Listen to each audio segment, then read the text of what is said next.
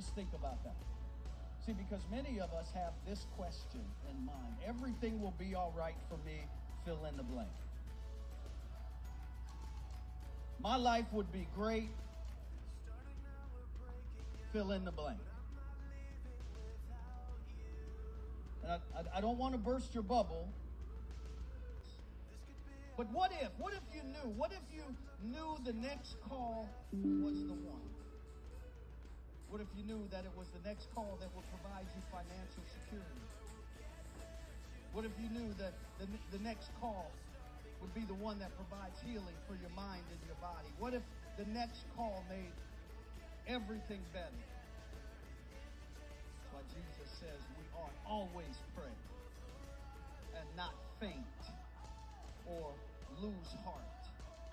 What if that one call changed everything? But the challenge for many of us, we won't even pick up the phone.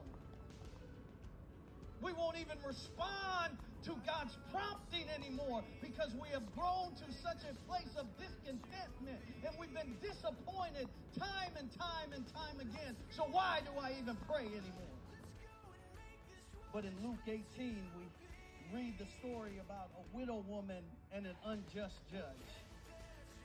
Now, this is an amazing story of God's faithfulness because the Bible says that this widow woman goes to this judge who's unjust. And how is he unjust? Because he says he neither believed nor feared God. And the widow woman went to him every day and said, "Get justice for me." And the Bible says he would not. But then it uses a word that many of us don't like, for a while.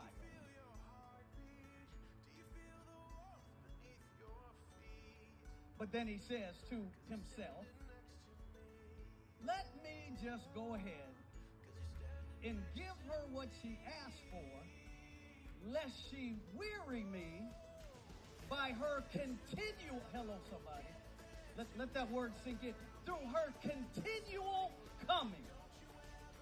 It's interesting that in Isaiah, God uses a word and he asks a question, can a man weary God? So then the unjust judge says, "I will do for her, lest she weary me through her continual coming." Jesus finishes the parable in verse number 6, when the Lord said, "Shall God not avenge his own?" But this is how he puts it, "Who cry out day and night." Have you stopped crying out? Have you stopped asking God? I tell the testimony.